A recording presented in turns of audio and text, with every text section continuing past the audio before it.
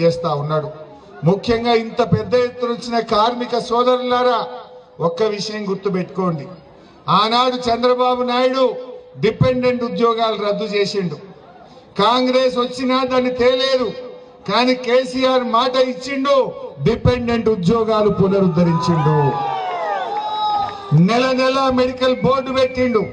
16,500 మా పిల్లలకు ఉద్యోగాలు ఇచ్చిండు కేసీఆర్. కాంగ్రెస్ వచ్చినాక మెడికల్ బోర్డు ఉందా? అంతకొట్ట 2 బోర్డులు పెట్టిండ్రు. 100 మంది పోతే 70 మంది రిజెక్ట్.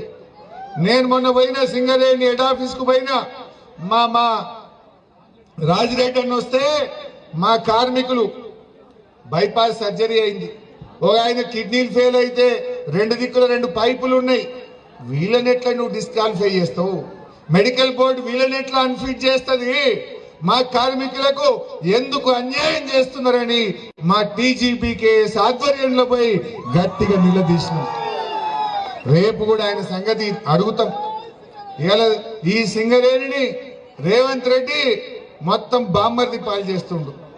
ఆయన బామ్మర్ది సృజన్ రెడ్డికి సైట్ విజిట్ సర్టిఫికెట్ పెట్టి ఈ సింగరేణిలో 6,000 కోట్ల రూపాయల కాంట్రాక్టులు ఆయన బామ్మర్దికి ఆయన అనుయాయులకు కట్టబెట్టిండు. మొన్న 9E బ్లాక్ ను అదే విధంగా ఆయన అనుయాయులకు కట్టబెట్టే మేము పోరాడినాం.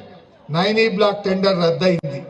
మరి అదే సైట్ విజిట్ సర్టిఫికెట్ మీద పిలిచిన మిగతా టెండర్లు రద్దు చేయమంటే బామ్మర్ది మీద ప్రేమ, బామ్మర్ది కళ్ళల్లో సంతోషం చూడడానికి రేవంత్ రెడ్డి టెండర్లు క్యాన్సిల్ చేస్తలేడు. అంటే మా కార్మికుల చెమట చుక్కలు, మా కార్మికుల రక్త మాంసాలను ఇవాళ రేవంత్ రెడ్డి పీల్చే ప్రయత్నం చేస్తుండు.